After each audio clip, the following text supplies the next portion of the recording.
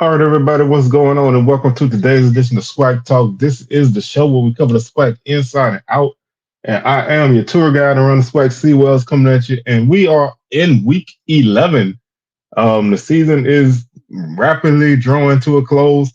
We have like 2 4 weeks of swag play left, and 1 week with like 3 games. So the season is almost over, man. It seems like it just started, but there's been a long bumpy ride already. So we are in what I like to call separation Saturdays, and you're gonna start to see these races clear up or get even more muddy. But this is the time of year where every game means something. These are like playoff games for some teams, and this is so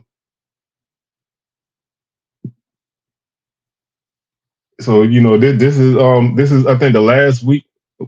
Well, no, I think next week is 6 games too. So the next 2 weeks have 6 games on the schedule. So these will be the last 2 weeks that everybody's in action um, before we get to the end of the season. So with that being said, man, we do have our Week 11 Pick'em contest going on right now. If you want to be a part of it, you can click the link that will be in the description below on the video, or you can check it out on the Twitter, which is Swag Talk 76, or the Instagram or Facebook, which are both Swag Talk. You can go ahead if you want to, you hop in there with us and have a little fun picking the winners of these games. It's been an interesting thing because some weeks we've had times where everybody's gotten a ton of games right, and then we've had a week like a couple weeks ago where nobody hardly got anything right. So it's a fun up and down thing, and if you want to kind of come in and try it out, you can check the link, like I said, which is in the description, or on my Twitter or like Instagram or Facebook. Also, don't forget to subscribe to the channel. Thank you to everybody who has subscribed, man. We can't do any of this without you guys, or we can't do it without you guys who aren't subscribed and watch. But it would be great if you would subscribe to become a part of the Swag Talk family, man. Come on and hop on and hit the notification bell when you do subscribe, so you can be alerted to videos when they drop. Like I said, we do live streams on Saturday nights after the games for most weeks. So if you want to get down on that, you can be notified when it drops, because we don't always do it all the time. So when we do, you can check it out there. Also, like and comment, and on to the show, as they like to say. So like I said, we're gonna jump feet first into this. First thing first, all games this week are at 2 o'clock. So by 5:30, 6 o'clock, we'll know a lot of what's going on in the standings for everybody. No night games. There isn't a. There's only one. I think there's only one night game, I believe, for the rest of the season. That includes the Celebration Bowl and the Swag Championship game. So everything from this point on, other than next Thursday's game, which is Grambling and Alabama A&M, um, all games are at 2 o'clock or earlier. So make sure you up and at them when these games start. But let's go ahead and jump into this and get down with the get down, man. Our first game we have is Alabama A&M heading to Pine Bluff to take on the Golden Lions or UAPB. This is a very interesting matchup, and it should be an entertaining matchup. Low key, it should be, because both teams are really are really ranked highly this season offensively. Now they both do it in different ways in terms of like their tendencies and things, but they both are high scoring teams. They both are ranked in the top 5 in scoring offense. Arkansas Pine Bluff averages 25.1 points per game, and Alabama A&M averages 28.1. Defensively, now that's a little bit of a different story. Both defenses give up over 30 points a game. They're ninth and 10th, respectively, 33 for Alabama A&M, 35 for Pine Bluff. Total offense, the Bulldogs lead the league in total offense. They average almost 450 yards per game and 6.2 yards per play. So they are they're a team who more than capable of moving the ball up and down the field, and they do it. They do it through the run and the pass. Pine Bluff is sixth in total offense at 344 yards per game. They are more of a team who does it through the air. Um, they have almost twice as much passing yardage as they do rushing yardage. So they're a team who live and die through the passing game. Total defense, Alabama A&M is seventh in total defense at 363 yards per game. Pine Bluff is 10th at 424 yards per game. So as you can see, A&M gives up points, but they don't really give up a ton of yardage. And Pine Bluff gives up yardage and points. So that's a bad matchup for Pine Bluff if you're looking at it on the defensive side of the ball. Because when you're facing Alabama A&M, you're facing an offense that averages 175 yards per game on the ground and 4.8 yards per carry. That's the third highest per carry average in the conference. And Pine Bluff is a team who runs the ball for about 113 yards per game, and they average 3.7 yards per carry. But Pine Bluff does have 16 touchdowns, so they haven't been great running the ball, but they've been great putting the ball in the end zone when they do run. Um, so they more are a team who kind of run in short yardage situations and get points that way. Defensively, Bulldogs are pretty solid against the run at 144 yards per game. Now they do give up 4.8 yards per carry, but they have been pretty solid holding teams to decent numbers. Pine Bluff gives up over 200 yards per game on the ground and 5.4 yards per carry. So that's a mismatch on that end for Pine Bluff defensively. And when you go to the air, the defense again is not that great, giving up over 230 yards per game, and A&M's defense gives up 218 yards per game. A&M's the leading passing team in the conference at 274 yards per game. Pine Bluff is not far behind at 230. So, like I said, both teams love to throw the ball. A&M does have that run component to their offense with Donovan Eaglin, who is a very, very good back. Um, hasn't really had that one game that would really break him out, but he's an efficient guy. He has 521 yards on the season, averages 5.2 yards per carry, has two touchdowns on the season.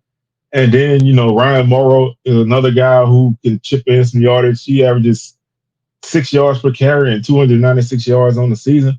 And then there's Xavier Langford at quarterback, who has 233 yards on the season and averages 3.9 yards per carry. But he has seven touchdowns. So he scored the bulk of those. I think he scored pretty much all those touchdowns like in the last 3 or 4 weeks. So he's definitely a red zone weapon. And with his legs and running ability, he can open things up for that offense and make the passing game, click even better because you have to worry about him running the ball. And then once that is going on, then Eagles can hit you with something. So that should be the advantage for A&M in this game is their run game. Because like I said, both teams are pretty solid passing the ball. Right now, BJ Curry leads the Golden Lions with 271 yards on the ground and three touchdowns. And like I said, when these teams go to the air, they both are prolific. Because like I said, they're both top three offenses in passing, but they do it in different ways. Makai Higgins completes 54% of his passes. He's only thrown four interceptions on the season, has over 2,000 yards on the season, and 15 touchdowns. It's not a one man show, but there is one guy on this team who has more receptions and yards than anybody else, and that's Giovanni Gibson. He's 11 yards short of 1,000 yards. So, barring anything crazy, he'll cross 1,000 yards this game coming up. He has 50 catches, 989 yards, and seven touchdowns. He averages 19.7 yards per catch with a long of 60. So he's a guy who can definitely go down the field, and they love to go deep to him. Jackson State did a good job of kind of bracketing him, having multiple guys keeping eyes on him. So if you're A&M, you obviously need to know where number 11 is at all times. You don't want to have him roaming around. You don't really want to have him in a lot of one-on-one coverage unless you're able to pressure Higgins. Now they do have some guys who are capable of making plays. They haven't been put in that position often, but Amani Roan has 18 catches for 283 yards and two touchdowns. Christian Gamage has 16 for 223 and a touchdown, and Damon Dawkins has 15 for 216 and two touchdowns. But like I said, you have one guy with 50 catches, and everybody else is way behind. So that lets you know right there who this guy is. Um, Xavier Langford, he completes 51% of his passes, and he has 997 yards because he has been splitting time with multiple quarterbacks, and he hasn't really taken hold of the job until the last couple of weeks. Keenan Hamburg is his top target on 29 catches, 508 yards, and two touchdowns. Also, the Quadrant Welch has been a guy whose name been popping up recently. He has 19 catches for 297 yards and three touchdowns. This game, I really think, is A&M's game. Like I said, Pine Bluff's going to be a challenge because they obviously have an explosive passing offense, but I don't think they do a lot else that can hurt you. And A&M's defense is not great, but they are capable of standing up when they need to. Um, right now, they have 15 sacks on the season.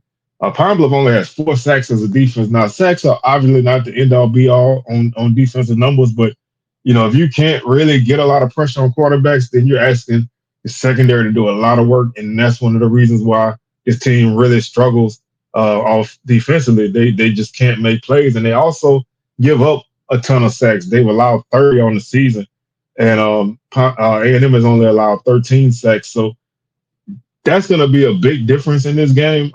The defensive line play for both teams. A guy like Cortez Andrews at linebacker, he's a guy who can be all over the field, and he's a thumper. When he gets there, he lets you know he's there. He leads the team with 60 tackles. He also leads the team with 9.5 tackles for loss and 4.5 sacks. So he's a guy who's definitely going to wreak havoc in this game. Jamarion Ellis is another guy who's going to be a tough guy on the D line. He has 7.5 tackles for loss and 3 sacks. Those are two guys who are probably going to eat in this game against the Pine Bluff offensive line that really has had a tough go of it this season. So that pretty much to me puts the advantage in A&M's hands. Now, A&M is a team who hasn't really been consistent this season, and it, with them being kind of in the position they are in the standings, that lets you know that. But they, when they're on, they're on. They're not great really at any point, but they are very dangerous when they're clicking. Now, their defense gives up 40% on third down, but Pine Bluff defense gives up 50% on third down. So neither defense is really great on third downs. Pine Bluff offense is at 37%. A&M's offense is at 36.8. So they're kind of even there.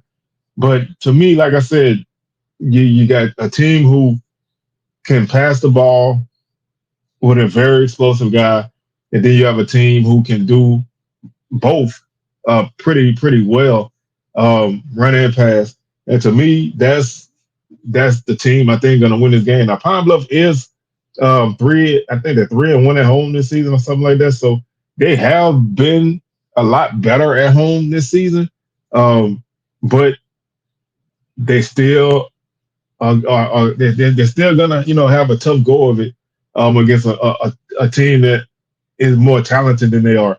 Now they're getting better game by game, but they still have those lapses that a team that doesn't really know how to win has. So I think A&M bounces back this week. I think they win this game. I think it's gonna be a pretty tight game because I think both teams give up points. So and both teams are capable of scoring points. So I think the offense are gonna score. I think A&M is gonna have the ball last. And I like this game like 35-31. I think this is going to be a high-scoring game. Both offenses are going to have their plays, but I think A&M gets the win and find some momentum for them late in the season. That takes us to our next game, which is Bethune-Cookman taking on Southern. Southern is coming off of a win. Now, I've said all season I think Southern is one of the better teams coming in off of losses. I mean, they've lost 4 games and they tend to play pretty well coming off of those games. Now they haven't really played great coming off of wins, with the exception of the Alcorn game coming off of the Texas Southern win. So they really haven't been consistent, and they find themselves in a position that they may not have been in at any other point, and that's sitting at the front of the division. Um, so now they're going from kind of feeling your way around to having to be able to close out a season and win a division. So now the focus shifts. Now it's imperative for this team to be consistent, and they have to win their final games to cement themselves. And they're facing the Bethune Cookman team, who is going to be a tough team because not necessarily what they do numerically, but they have been a team who has some scrap and some fight to them. And I think they're gonna come in here in the Baton Rouge, and they're gonna come ready to play. So Southern is gonna have to bring their game with them on Saturday. This is an interesting game. The weather could be an issue. I think the weather may be an issue for a few games this week with that system out in the Gulf, but I don't know how much rain we'll get on Saturday. But I think rain is in the forecast. So Southern's a team that wants to run the football that can help them. Bethune is a team who they're just looking for any edge that they can get. So if they can, if the weather is a factor, then that may help them out. Neither team has been great scoring.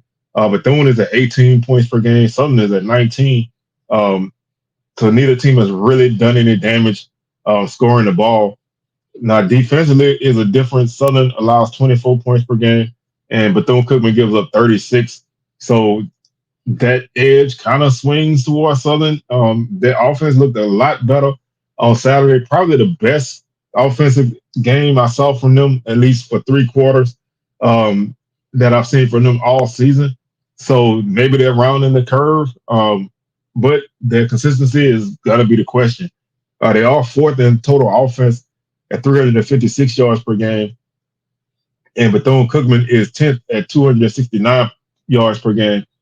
And that's facing a Southern defense that's at 303 yards per game. They held, and I use held A&M to 100 yards less than their average on the season. So Southern defensively should be fine in this game. I think Southern defense is probably going to be the unit that controls this game. I think how this game goes depends on Southern's offense. But Bethune-Cookman, their defense this season has not been good. They're giving up over 472 yards per game. Now, they did have a pretty solid game against Grambling last week. After they fell behind, they kind of locked in and and got it done. And they've been doing it a little bit lately. Flashes like the first half against JSU, basically the second half against Grambling. They've had, a flurry in the second half against Bama State, so they've been showing signs of life, but they haven't really had that complete game. And like I said, to me, it's up to Southern offensively to, if you're looking at it from a Southern perspective, it's up to Southern offense to make this game be uncomfortable for the Wildcats, because I think defensively Southern's gonna do what they do, which is, they get stops when they need them. They do give up yardage on the ground, right at 158 yards per game, but Bethune struggles to run the ball. They had 100 yards per game, but they do have weapons that can run the ball. This cupboard is not bare. Dennis Palmer is a young guy who's coming on strong the last few weeks. He's at 357 yards on the season. He has 1 touchdown. And then Cameron Ransom is a dual threat quarterback. He's at 211 yards and 5 touchdowns. I think a lot of this offense depends on who plays at quarterback. I feel like a guy like Ransom is more of a factor against a defense like Southern. Dual threat quarterbacks do give Southern a little bit of issue, but you're still gonna have a tougher time through the air in a game like this. But like I said, neither team is spectacular running the ball, but Southern, when they focus on running the ball. They can definitely get it done. You have Kobe Dillon, who's been strong the last couple of weeks. He's at 487 yards, and he hasn't scored a touchdown yet, which is odd. But he's been a guy who's been the workhorse. Has 108 carries, but Kendrick Grimes is like the home run hitter. He's at 349 yards on the season and 4 touchdowns. And then you throw C.J. Russell into the mix, and he has 218 yards and 2 touchdowns. And now with T-Set playing a quarterback, the running game in that factor is kind of there too. He had a solid game against A&M, over 50 yards on the ground. So that's the element that kind of makes Southern's offense open up a little bit. Because Southern does pass the ball well. They're not necessarily an efficient passing offense. They are ninth in passing efficiency, but they're fourth in passing yards per game at 218. So they're not they're not gonna wow you with their passing game, although it does seem like it spikes up a little bit with T set out there. Um, they do have 8 interceptions, so they've been prone to turnovers, although they haven't thrown an interception. I think in the last couple of weeks. So maybe that's kind of tailing off. Um, but they with T set out there, the offense does seem to operate a little bit differently. And guys like Darren Morris, um, who now leads the team with 24 receptions, 309 yards, and 3 touchdowns, is a guy who can work down the field. Then you have Dupree Fuller at tight end, who also had 24 catches for 298 yards and 2 touchdowns. This is a guy who had like 5 catches last season, so he's having a breakout season at the tight end position. And then you work in guys like Kirkwood Brown, who's been coming on late, the Tavian Brown, who's coming on late, Kobe Brown, who's a young guy, Cam Jefferson, another young guy, and Kendrick Grimes is also a playmaker out of the backfield. So play guys are there who can make things happen through the air for Southern. Is always the consistency in controlling your turnovers. To me, like I said, to me, Luke Sprague, I think he took a, I think he took a rough hit last week, so I don't know what his availability is, but he's more of the passer out of the two, between him and Ransom. But he's not a guy who's gonna be able to do a lot with his legs, because obviously Southern's gonna want to bring pressure. So you need a guy who can kind of alleviate that. And to me, that's Ransom.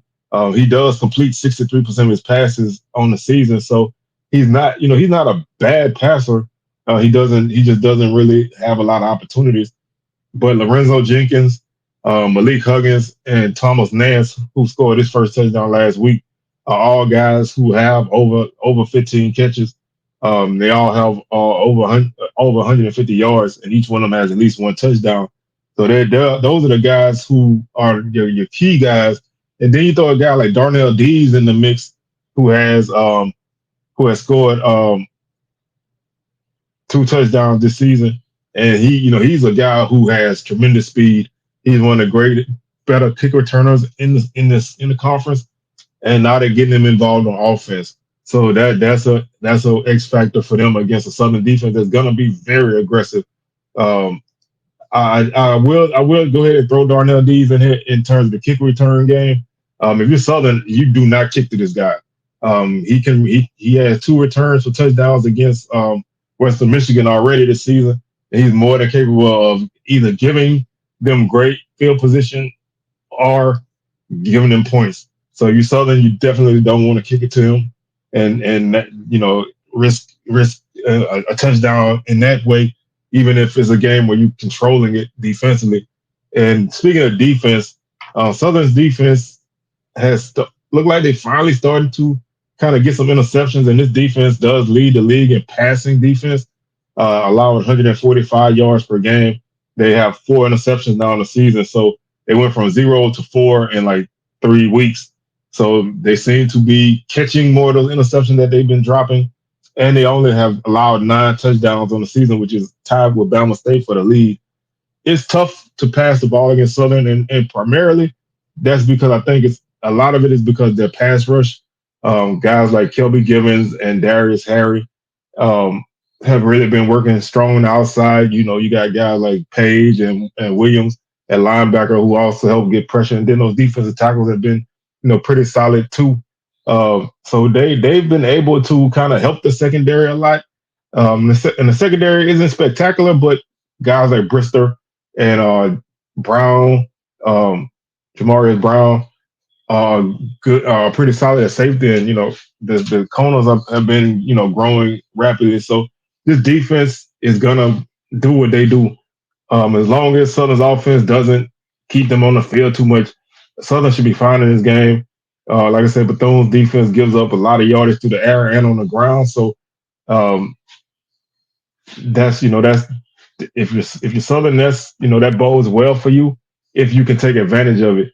Um, Again, this game it boils down to whether Southern can take care of business and and not turn the ball over, not have costly penalties, and just show some consistency. Because there's gonna be a lot of opportunities there for you. Um, Bethune doesn't turn teams over a lot. They've only forced 9 turnovers on the season. Um, Southern has 10, so they pretty even in that aspect. But like I say, Southern has dropped more interceptions than I think anybody else in the league. This is this is a this is a vital game to see where Southern is. If they are a team who can really win the division, then they're gonna win this game in a decent fashion. If they are a team who are in the hunt because the West is the West, then this game is going to be closer than it needs to be. I think Bethune's going to be tight in this game. I think they're gonna hang around, and I don't like I said, I don't know what the forecast is. I know rain is in the forecast. Don't know when it's supposed to rain, but if it's that kind of game, it could be a turnover type game, and that can keep a team like Bethune in the game because they're not going to give up. And they've shown that they can score in spurts. Their defense can make plays in spurts, and that can be dangerous for a team that possibly could be looking ahead. So I do like Southern in this game. I think it's gonna be close though. I don't think it's gonna be a lot of points because neither team scores a lot of points. Southern defense doesn't give up a ton of points. They have had a couple games where they've given up a good bit of points, but they tend to not give up a lot of points.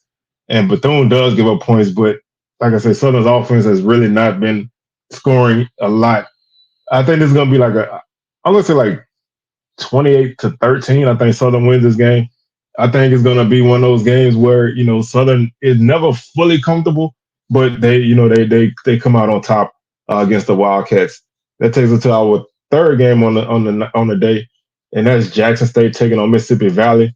Um, Valley gets excited for this game. Valley, if you ask anybody, they'll tell you Valley gets up for Jackson. Now they don't beat them often, but they always are excited for this game. Now they're a little bit more froggy when they're playing in Abena than when they playing in Jackson. So that could be a difference here.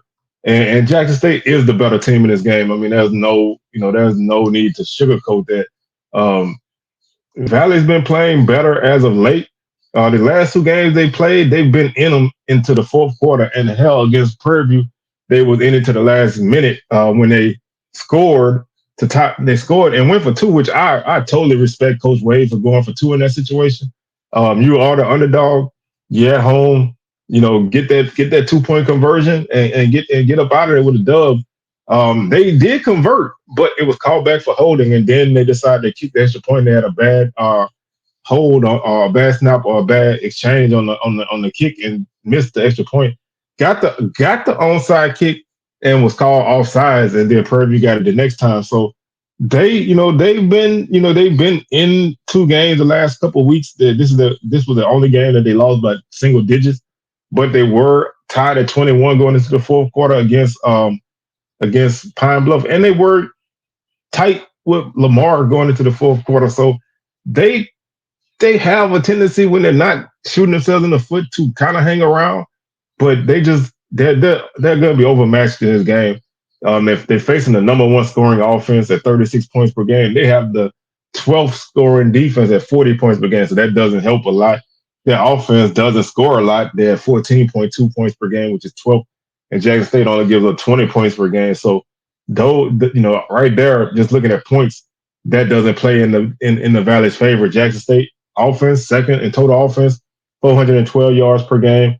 The defense is also second, allowing 296 yards per game. Valley's defense gives up 450 per game, and their offense averages 267 per game. So both teams' offensive averages are nearly where each the other team's defensive numbers are. So that again, that shapes up for JSU. They lead the league in rushing at 204 yards per game. Valley only 83 yards per game.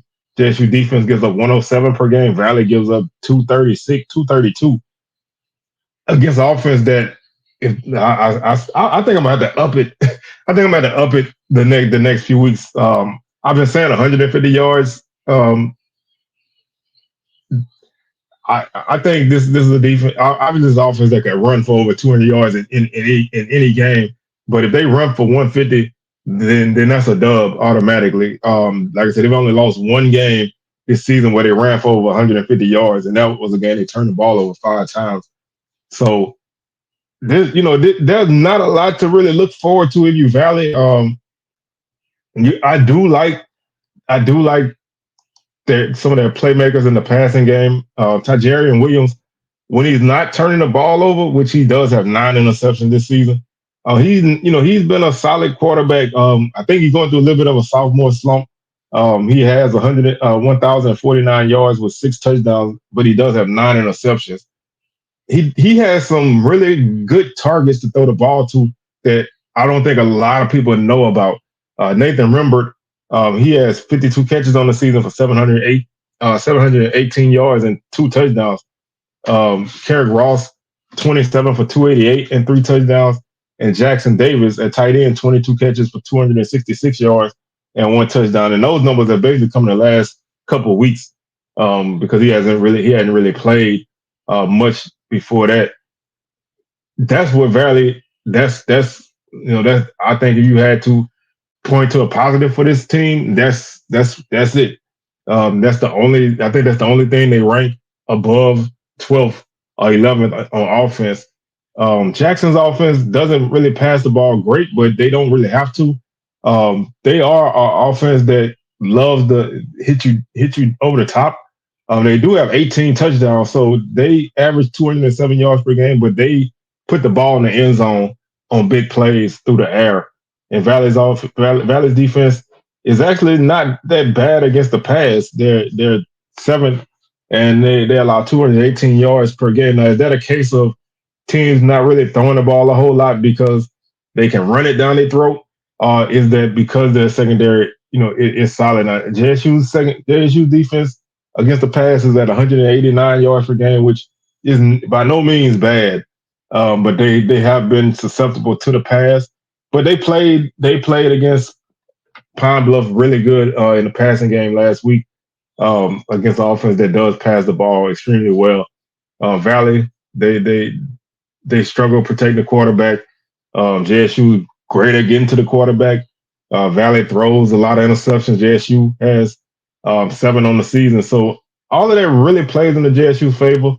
I think this is the type of game that Irv Mulligan can get his 100 yards. Right now he's at 709. He's creeping up on 1,000. Didn't play a couple games early in the season. Had 7 touchdowns. Travis Terrell, I'm sure he's going to break a big play on the ground this week. I think this is a game as long as JSU stays focused, and they don't really have any costly mistakes. I think they're going to be fine in this game. I think they win this game rather easily. I think Valley will. I think Valley will put up I think they'll put up a fight early. A game like this, they're gonna come out. They're gonna come out fired up. Um, I think they're gonna try to set the tone early. They may even score early, but I don't think they're gonna be able to go punch for punch in a game like this. So I think JSU wins this game. I think Valley gonna score. I think they're gonna score a early touchdown, but I don't think they're gonna score much after that. I think JSU wins this game in another blowout. I say 45-7. JSU's been a team that starts extremely fast. Um, and I think that's something that you can kind of look forward to with this team this week. They, like I said, they score extremely fast. Um, and that's something I think they'll be able to continue to do and jump out to that fast start. And they just have to make sure they keep their foot on the neck when they get up like that. And I think they will in this game. So I think JSU wins this game. That takes us to our fourth game, which is FAMU heading to Prairie View to take on the Panthers. From one hill to another hill. Um, Rattlers probably played their best game of the season last week against TSU.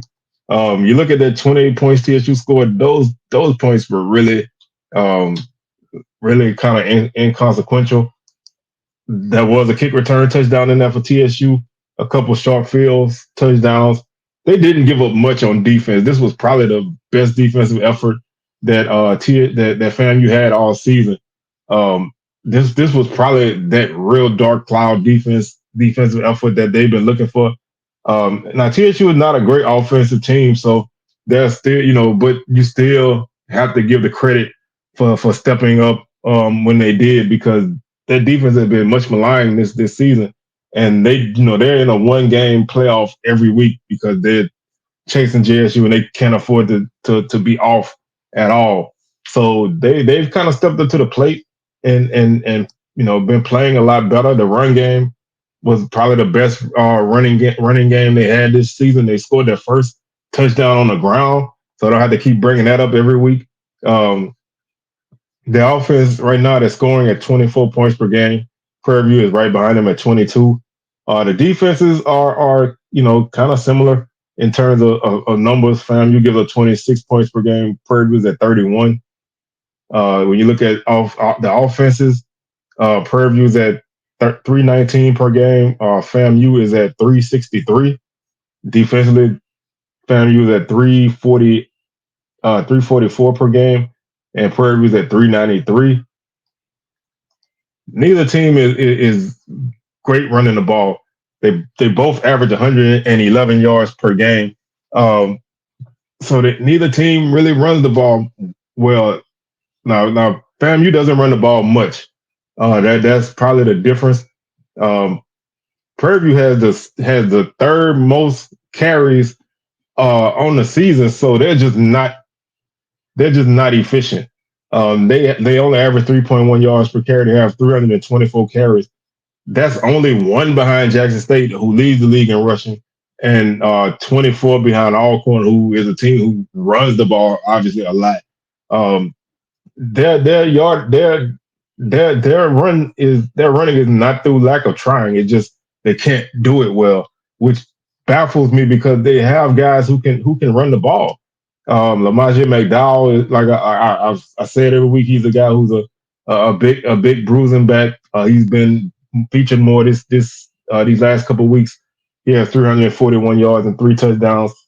Connor Wisham has 243 yards and two touchdowns. You have a guy like Scooter Adams, who chips in 182 yards.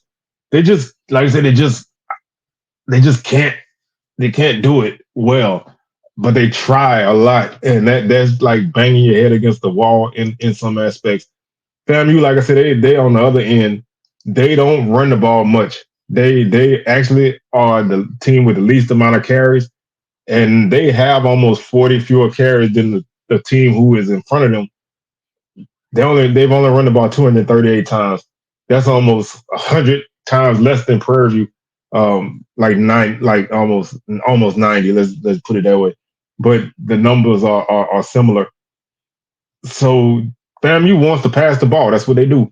But last week they ran the ball well. They do have guys who can run the ball. You have Dean and Somerset and Franklin. All three guys are capable of running the ball really well. They just, like I said, they just don't run it much. So if you're, if you Prairie View, you already know what you have to focus on when you play FAMU, and that's the passing game. They don't hide it. Like I said, they don't hide it at all. And that this is one of those games I think plays into FAMU's hands, because, like I said, the defense has really struggled against the run this season. They allow 188 yards per game, but they face an offense that struggle to run the ball. Same thing with Prairie. Their run defense is third in the league at 141 yards. They're not going to be busy in the run game. They're going to be busy in the passing game against FAMU, and Prairie View's pass defense is dead last. So that's a big advantage if you FAMU, who has the second highest, the second rate passing offense on the season, 251 yards. They have 19 touchdowns. They do have 9 interceptions, which sometimes they can have an untimely interception here or there. But their offense is really good passing the ball. Now Prairie View's offense passing the ball is not a slouch. 208 yards per game on the season. They just again the offense just they're kind of not really doing what you would expect. They seem like they're kind of turning corners in certain games, but then you come out against Valley and play like you played. FAMU passing defense is second. They allow 156 yards per game. So all the edges really go to the Rattlers. Um, FAMU's defense hasn't really been great with the pass rush as they typically have been, and the offensive line are giving up a few more sacks than they normally do. The Prairie View's offensive line has struggled this season, and they've also struggled generating pressure. So, like I said, a lot of the advantages go to FAMU. I do want to highlight, obviously, Daniel Richardson. He's a guy who has 1,972 yards. He has 19 touchdowns, 7 interceptions. Jamari Gassett has 42 catches for 566 yards and 4 touchdowns. Ace Cobb also has 4 touchdowns on the season. Um, the backs are pretty active in the passing game. And Jeremiah Pruitt has come on strong the last couple of weeks. So the tight ends are starting to become more active for FAMU again. And with Prairie View, Jaden Johnson has to be consistent. He's at 61% on passing. He has 7 touchdowns and 3 interceptions, 918 yards. James Burns had a tremendous game against Texas A&M Commerce, and then he kind of went back off the cliff against Valley, but he does have 18 receptions for 292 yards and 2 touchdowns. Shamar Savage has 27 catches for 465 yards and 4 touchdowns, and Trejon Spiller has 27 catches for 364 yards and 1 touchdown.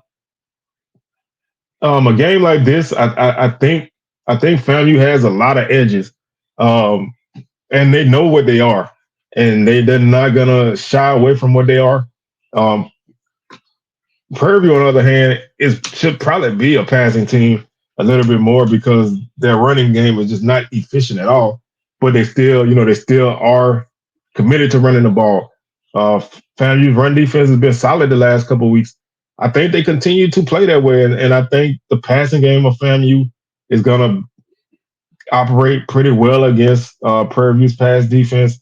Um, and that's gonna help the Rattlers out in this game.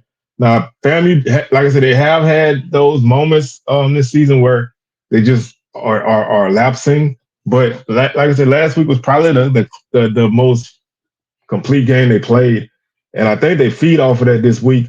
And I think they go to Prairie View and they win this game. I think Prairie View going to battle, but I'm looking at like a 24-13 type of game. This FAMU offense, they're not as explosive as they have been in recent years. Again, they don't score a lot of points, but they've shown that they can get up on you. And with the special teams, with Lockhart running a kickoff return this week, um, Gassett with a punt return the week before. The special teams is more than capable of scoring here, and I wouldn't be surprised if you got a special team score in this game for FAMU.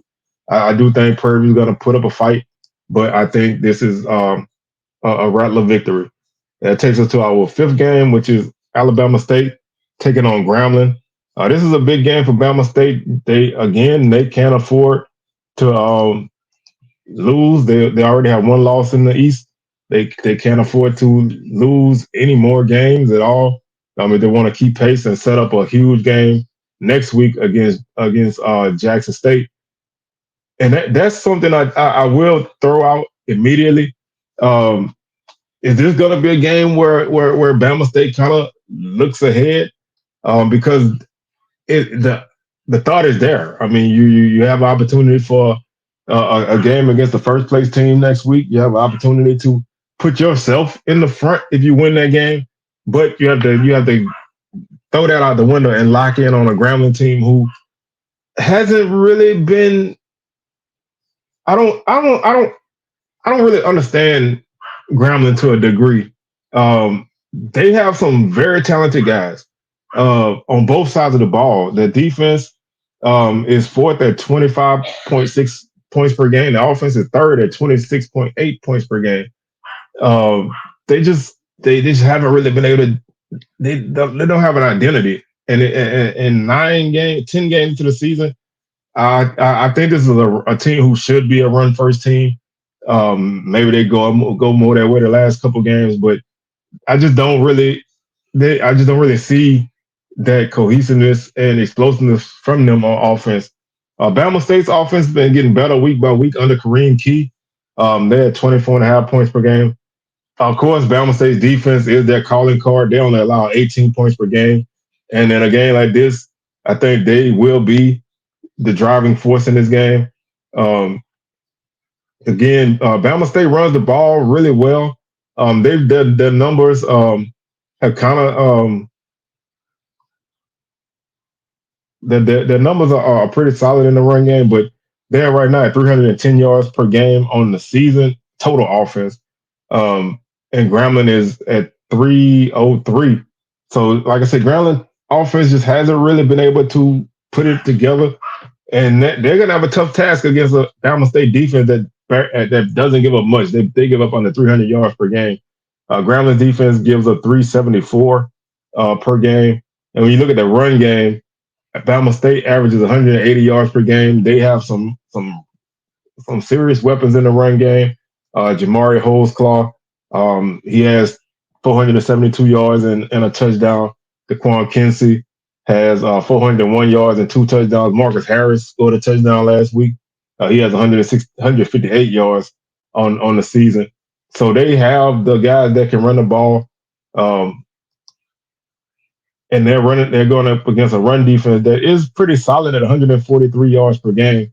And of course, Bama State's defense doesn't give up much on the ground, 102 yards per game. Grambling averages 114, which to me, I don't get it. They have capable backs. Hargrove, 377 yards and 4 touchdowns. Bradford, 344 and 4 touchdowns. Talbert, 142 and 3. We had a Keelan Elder sighting last week.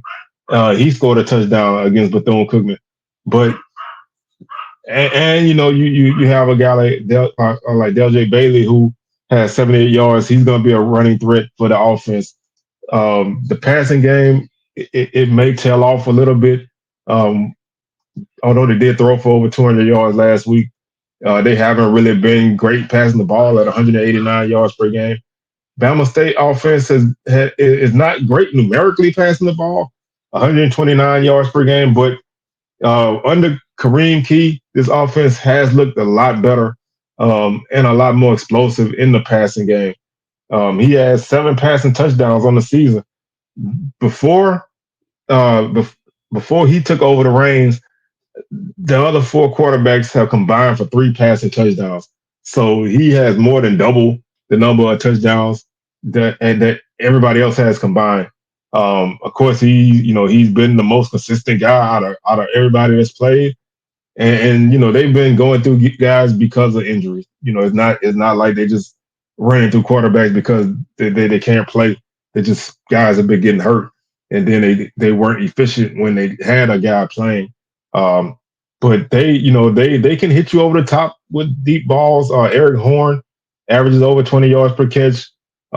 He has 25. Robert McMahon is at 20 yards per game, yards per catch, and Asa Greg is at 20 yards per catch. Now they don't have a lot of targets in terms of receptions. Greg leads the offense with 11 receptions. Um, AJ Harrell has 10. So they don't have a high sample size, but they have become a really explosive offense in the last couple of weeks with Kareem Key at quarterback. And when you put that with a defense that's more than capable of making life living hell for whoever they face, that makes them a tougher opponent. Now, last weekend's Alcorn didn't really play a great offensive game, but Again, their defense didn't really give up a lot. Passing defense is probably the one thing that I would air quote a weakness of Bama State, and it's still a really good passing defense. They've only allowed 9 touchdowns on the season, so there's not a lot of success against this team through the air. Gramblin's defense gives up 230 yards per game, so that's a good thing if you're Bama State with this offense that's starting to thrive through the air. Um, neither team is a great third down offense. Both at like 33%. Bama State defense doesn't give up anything on third down, 31%. Gramblin's defense, they allow 37%. So I think like a lot of Bama State games, I think the defense, when you look at guys like James Burgess in the secondary, Amon Scarborough, um, those guys are definitely playmakers in the secondary. Lewis has a pick six, I think, last week. Rico Dozier is at 70 tackles. DeMarcus Cunningham, 60 tackles. Traquan Thomas on the defensive line. This defense is gonna do what they do. I think the difference in this game is can Bama State offensively continue to be explosive, and Gramblin's defense has some problems with explosive plays. So I expect them to run the ball and then hit those big passes that they've been hitting the last couple of weeks. I think Grambling, I think the offense is capable. They just haven't really had that breakout game yet this season, and this is not really the week for that. I do think playing at home helps Grambling a lot. They are they're tough at home. They do they have drop games, but they are tough at home. But I think Bama State, I think they win this game. Yeah, it's gonna be a typical Bama State game, and Grambling, like I said, they don't really have a lot of high scoring games. I think Bama State win this game like 24-21. The one thing I will say is could be a factor is Bama State has really struggled in the kick game to a degree. Um, when it comes to field goal. They've made a good bit of field goals, but they've missed some key ones in recent weeks. Hasn't really hurt them, but they've had some misses here and there. But I also think Robert McMahon in the return game is a key factor for them. That could be a difference maker in a game like this. Those hidden yardages and possible touchdowns that can come out of that could be a difference in a game like this as well. So I think special teams for them is key. Javon Robinson had a punt return for Grambling last week. So again, special teams could be key in a game like this when the yards may be hard to come by. And that takes us to our final game of the day, which is probably the biggest West Division game because it's West versus West, and that's Alcorn taking on Texas Southern. Now, when you look at this game, neither team is playing great. TSU's coming in off of a bad loss to FAMU. Alcorn's coming in off of two straight losses. But this game means a lot, especially for Alcorn. If they falter, that could be it for them. I think TSU.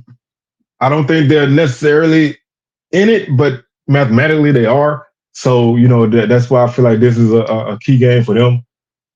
TSU's offense just I don't know. Neither offense wows you, and they both want to run the ball. So this is like a game that's probably not going to be more than 2.5 hours. I think both teams are going to run the ball and get the hell out of there. If it's raining, that plays right into what both teams want to do. And with Xavier Vaughn, I don't know what the extent of his injury is. If he's out, or if he's playing, that could be a factor for Alcorn. Because if he's not playing, you're losing a big factor in the run game. If he is playing, then that's a big edge for Alcorn. Both teams average 20 points per game. Alcorn's defense, they give up 28 points per game. TSU is right behind them at 30.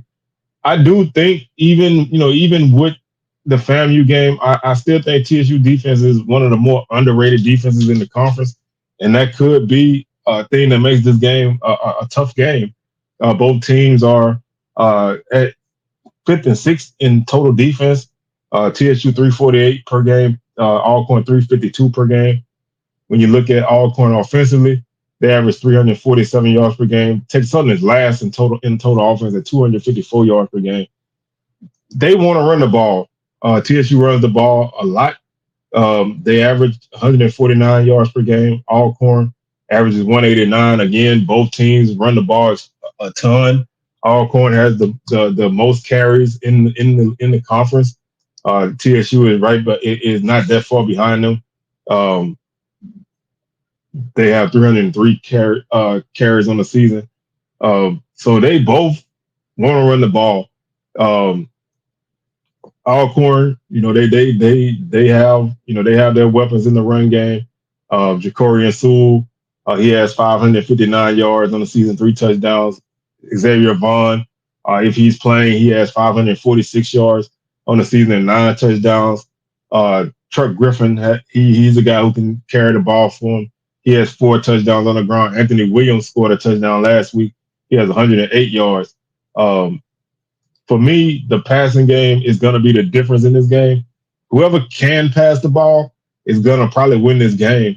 Again, Xavier Vaughn. He has 1,161 yards and 4 touchdowns, but he does have 5 interceptions. He's at 56% on completions. Trey Lawrence has 206 yards and a touchdown and 1 interception in limited action. He played a good bit against Bama State last week, and he had some up and down moments. When you look at TSU offensively in the passing game, Jace Wilson is probably the guy when it comes to passing. Um, with the way this team is right now, I think he is the guy who can get it through the air for them, although he didn't pass the ball well at all last week. But again, the run game is solid with Quintrell Quinn with 464 yards and 4 touchdowns. Um, they can throw a few other guys. Jordan Davis is solid running the ball. Renfro has had some flashes here and there. Wilson also can do some things with his legs, and then Xavier Lewis is another guy who can carry the ball. I think his impact is in the special teams game. He had a long kick return and then a touchdown. Two long kick returns. One that went for a solid yardage, and then one was a touchdown last week. So that's an X factor in a game like this. But when they go to the air, it's just not been great. Um, it's been pretty ugly. Like I said, they really don't throw the ball much. They only have 158 attempts, which is the second fewest on the season. They have 86 completions. They average 104 yards through the air, so they don't throw the ball at all. And Alcorn throws the ball. They've thrown the ball 238 times, which is like middle of the pack. But they also haven't had a lot of success. 157 yards per game. Like I said, I think if Lawrence is playing, the passing game may be a little bit better, but they lose a little bit in the run game there. TSU's pass defense is solid, 173 yards per game. Alcorn, their pass defense is also really solid at 169 yards per game. I think this is a defensive game. Both defenses, I think, are very solid. Neither one of them are spectacular, but Alcorn's defense can turn you over. They've had a good deal of turnover this season. Um, they forced 21 turnovers this season. One thing TSU does, they forced 12, so they haven't really forced as many turnovers as Alcorn has. So that could be a difference in a game like this. I just think TSU, their lack of consistent passing game has been killing them in every loss they've had. Their passing game has been a factor in that. And I don't really see that changing here. I think Alcorn wins this game. I think this is going to be a low scoring game, kind of like last week for Alcorn. The last week was like 21-17. I think this is going to be that type of game. Last week was 21-17. Southern was 24-14. So I think this game is going to kind of be in that range. So I'm going to say like 20 to 12. I just don't see TSU being able to do a lot with that lack of passing that they have. They run the ball well, but they're so they're I don't want to say they're predictable, but they just you kind of know what they're gonna do, and they don't really deviate from that, whether it's working or not. So I think it's gonna hurt them in a game like this, and I think TSU finally breaks their couple game losing streak to TSU. Alcorn finally breaks that couple game losing streak they have to TSU. So 20-12, I think, is the score. And that's gonna do it for today's show, man. I thank y'all for tuning in. Again, we have Swag Smoke live tomorrow at 6 p.m. Central, 7 p.m. Eastern. Sunday is our week 11 recap, and we may go live on Saturday. We haven't really determined. We'll see what's what, but that's gonna do it for me. I'm about y'all enjoy y'all day, and we will catch y'all on the rebound.